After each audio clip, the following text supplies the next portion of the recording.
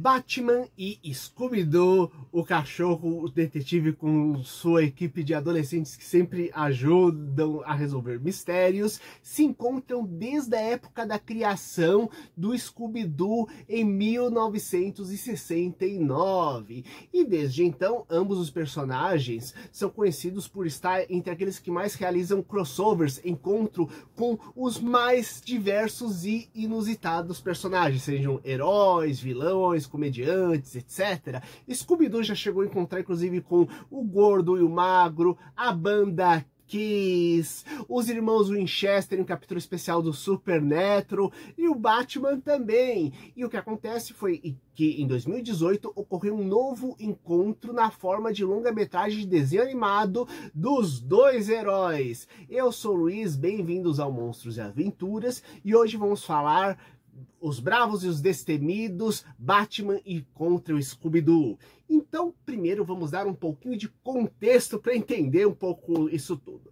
Em primeiro lugar, a gente tem que ir lá nos anos 60, sim, época da criação do Scooby-Doo, mas mais precisamente em 1966, quando Batman teve uma série live action. Não foi a primeira série live action criada do Batman, houve outra décadas antes em preto e branco com uma motivação totalmente distinta, né? E o que acontece é que teve uma outra feita em 66 que durou 3 anos e essa sim foi um grande sucesso global. E o que acontece é que essa versão do Batman mais alegre, colorida e botando uma espécie de Batman super cientista resolvendo os mistérios, com o Robin como menos como se fosse um assistente dele e muito mais como um discípulo estando lá para aprender as coisas junto com o Batman, cometendo inclusive algumas trapalhadas no processo. Então essa série fez um mega sucesso e o que ocorre é que, por causa disso, a DC Comics, que tinha uma linha de gibis chamada The Brave e the Bold, que é Os Bravos e Destemidos, seria mais ou menos a tradução, que era usado para apresentar vários personagens diferentes em cada edição. O que acontece? O Batman passou a ser colocado como protagonista desse gibi, e então virou uma espécie de quadrinho onde em cada história o Batman se encontrava com um novo tipo de herói diferente, né? Então, marcando assim um gibi só de crossovers do Batman com outros heróis, né?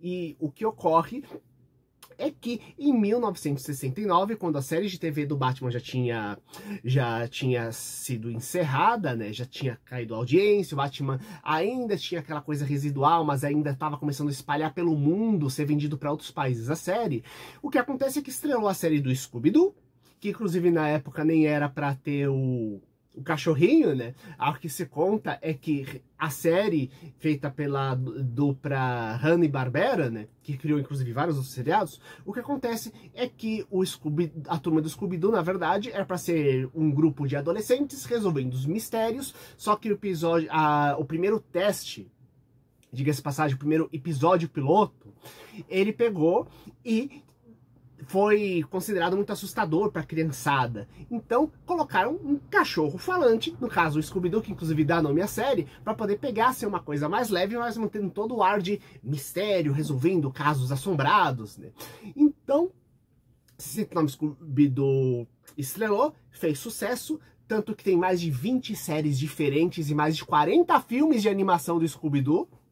Batman também acabou tendo seus altos e baixos, mas continua sendo, mas posteriormente voltou a ter grande sucesso e ter ondas de sucesso desde então, né? Tivemos a primeira Batmania dos anos 60, depois tivemos o retorno da época da exibição global nos anos 70, depois o filme do Tim Burton ressuscitou novamente a onda do Batman. E até hoje a gente tem um monte de produção e seriado, né? E o que acontece é que entre esses seriados que foram feitos do Batman, teve um chamado Os Bravos e Destemidos, que pegava justamente aquele conceito da HQ e passava para televisão, onde o Batman seria o grande protagonista da história. A gente basicamente não vê quase a identidade secreta dele de Bruce Wayne, que é o milionário das indústrias Wayne, que pega e financia todo os rolês do Batman. A gente vê muito basicamente o Batman, herói, super detetive, super cientista, né? E em cada episódio encontrando um super-herói diferente, né? Tanto que quando eu fui assistir o filme do Besouro Azul no cinema, antes eu peguei e maratonei todos os episódios do Bravos e Destemidos, onde tinha justamente o crossover do Batman com o Besouro Azul, já que era o único local onde eu conhecia que tinha algum destaque em audiovisual o Besouro Azul. E foi bem bacaninha, recomendo, né? E o que acontece é que essa série, focada justamente em crossovers, acabou ganhando um filme de animação onde o Batman se encontra justamente com a turma do Scooby-Doo, e que é o tema do nosso vídeo de hoje. Lembrando que, se você quer ajudar o canal, aproveita para curtir, compartilhar, comenta aqui embaixo, e estamos agora com o link afiliado da Amazon. Então, se você resolver comprar produtos do Batman usando esse link, ou se você quiser comprar produtos do Scooby-Doo, ou comprar qualquer outra coisa, tipo, entrando dentro desse link e pesquisando dentro do site dele, da Amazon, for comprar qualquer outra coisa, seja um e-book, seja uma caneca, ou qualquer outra coisa, você vai pagar o preço normal, só que vai ajudar a financiar o canal. Então, vambora, galera! Prosseguindo aqui então, qual é a história desse filme de animação? E realmente filme, ele tem 70 e poucos minutos mais ou menos. Então, o que acontece? Aqui, a turma do Scooby-Doo está passando por Gotham City e eles vão ter que resolver um pequeno mistério. E o que acontece é que esse mistério, quando resolvido, o Batman decide pegar e chama eles para o grupo de analistas de crimes de Gotham City, que é uma agência especial só de detetives super-heróis. E essa agência tem, além do Batman, que é o grande chefe dos detetives, tem o Homem Borracha, que sim, ele nos quadrinhos também é um detetive, e que o poder dele justamente é se esticar e é capaz de assumir quase qualquer tipo de forma, né? É quase como se fosse uma versão ainda mais elástica justamente do Red Richards do Quarteto Fantástico. E com a diferença de que o Homem Borracha é extremamente brincalhão e paquerador.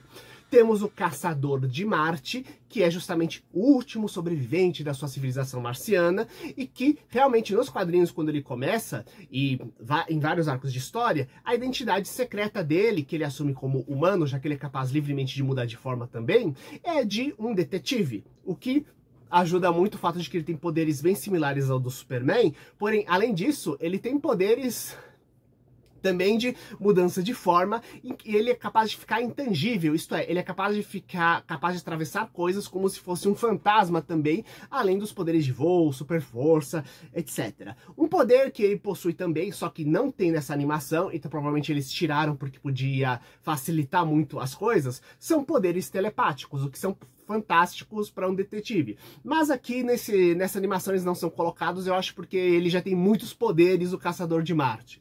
E aqui é bem engraçado que ele gosta de pegar e ficar fazendo brincadeiras com justamente sacaneando o salsicha. A outro personagem que temos aqui também é o detetive Chimp, que é, sim, um chimpanzé detetive, e uma questão muito importante é que na DC Comics a gente tem uma quantidade gigantesca de macacos que, pelos mais diversos motivos, são super-heróis e super-vilões. E o Chimp é basicamente um chimpanzé inteligente que é um detetive e também resolve crimes. Lembrando que no universo da DC a coisa é tão grande, essa questão de macacos, que existe a chamada cidade gorila, que é uma cidade escondida no meio da África, que é habitada justamente apenas por gorilas super inteligentes, vivendo com alta tecnologia, e um local de onde brotam justamente alguns dos super vilões e alguns super-heróis primatas do universo da DC, e que inclusive já chegou a ser mencionado e trabalhado em até alguns episódios do Flash, do seriado live action da Warner. E por fim, completando a equipe de detetives heróis do Batman, nós temos a Canário Negro, que, até onde sei, em várias encarnações dela nos quadrinhos, ela é policial, né? E o que acontece é que o poder dela é justamente porque é Canário Negro, porque ela tem um grito supersônico, então como se fosse um grito de um pássaro, né? Então esse grito é capaz de destruir quase qualquer coisa que vê pela frente, né? Além, como eu disse, né? Tem treinamento policial. E também nos quadrinhos ela é colocada como namorada ou por vezes casada com o Arqueiro Verde, que é justamente também um grande investigador e muito parecido com o Batman, né? Tanto que o seriado dele que teve do Arqueiro Verde era quase um seriado do Batman, só que mudando o uniforme, diga-se de passagem. Então, temos essa equipe formada, liderada pelo Batman, pelo Homem em Borracha, pelo Chimp, o Detetive Chimpanzé. Temos ainda a Canário Negro e também o Caçador de Marte. Além do fato de que, em um nível bem comédia, diga-se passagem, temos o Aquaman tentando o tempo todo se infiltrar lá dentro da equipe, né? E o Batman vivendo expulsando ele porque ele não é um detetive. Apesar do conhecimento fantástico que ele tem realmente do oceano, justamente o Aquaman, né? Ele não tem um conhecimento de investigação policial para poder pegar e participar da equipe. Então, o que acontece é que lá dentro nós temos duas coisas importantes que ocorrem, é que, existe um arquivo só de casos não solucionados de cada um dos heróis, e existe um caso do início da carreira do Batman, que ele não mostra pra ninguém, que ele nunca conseguiu solucionar e que é um grande trauma dele, porque foi a única vez que ele pegou e inclusive perdeu uma vida, né, que um inocente acabou falecendo durante o combate ao crime dele. Então por isso é uma coisa que deixa ele bem traumatizado. E a outra coisa é que começa a ocorrer uma série de crimes em Gotham City, onde começam a botar a culpa justamente no Scooby-Doo e na sua turma. Que pra quem não lembra, né, temos o Scooby-Doo, que é o cachorro da equipe inteligente, né? Temos o Salsicha, que é o comilão, super parceiro do Scooby. E uma coisa importante, não existe personagem burro dentro da turma do Scooby-Doo. Todos são inteligentes dentro das suas áreas. Se você falar com comida, eles vão ser especialistas em quase qualquer tipo de coisa ligada à alimentação, o Scooby-Doo e o Salsicha. E eles têm uma capacidade fantástica de usar disfarces para poder pegar, enganar e sacanear justamente os vilões.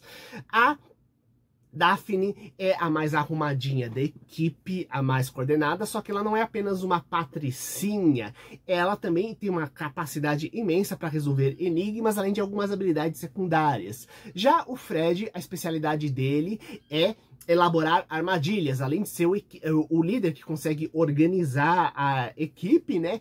E temos a Velma, que é a mais inteligente de todas e sendo justamente a maior mente investigativa dentro justamente da turma do Scooby-Doo. E o que acontece é que a turma inteira é chamada justamente para fazer parte dessa equipe dos analistas de crime de Gotham, e começa a ocorrer essa onda de crimes, começa a botar a culpa justamente no coitado da turma do Scooby-Doo, que tem que pegar e se virar para provar a sua inocência e descobrir realmente o que está acontecendo. Sendo que, junto com tudo isso, nós temos, sim, uma entidade se mostrando como um fantasma, pelo menos se fingindo ser um fantasma. Essa entidade que é exclusiva do anime, melhor, exclusiva desse filme, apesar que você tem uma origem que vai remeter umas coisas interessantes, mas enfim, nós temos o Fantasma Carmesim, melhor dizendo, né, teoricamente, a alma falecida do único inocente que o Batman não conseguiu salvar e que retorna dessa vez em busca de vingança. E o que acontece é que ele realiza vários ataques, então, para poder pegar e descobrir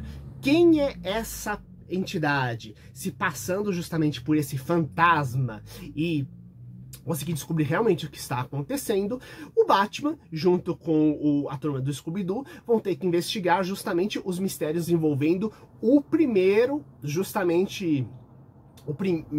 grande caso do Batman, que ele não conseguiu resolver direito, né?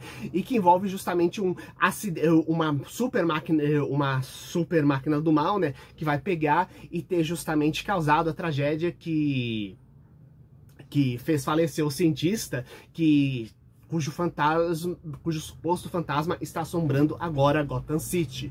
Então, para isso, eles vão pegar e passar pela cidade resolvendo várias coisas. Temos, nesse processo, até uma fuga em massa do Arkham, que é a grande prisão de supervilões do Batman, né? Então, os vilões vão em massa perseguindo justamente a turma do Scooby-Doo e o Batman por toda a Gotham City em altas cenas de perseguição, tanto de carro quanto a pé. E o que acontece é que também temos uma cena de perseguição justamente desses detetives atrás do Scooby-Doo, quando eles começam a pegar e achar que eles podem ser os culpados, né, por causa das provas falsas que foram implementadas justamente contra a turma do Scooby-Doo. E a grande investigação, né? Quem está colocando justamente essas provas falsas? Quem está querendo pegar e realmente incriminar neles? O que está acontecendo? E eu acho uma coisa bem bacana dessa história é que a turma do Scooby-Doo é justamente uma turma. E a ideia básica é que eles resolvem os mistérios porque cada um vai analisar as coisas de um ponto de vista diferente.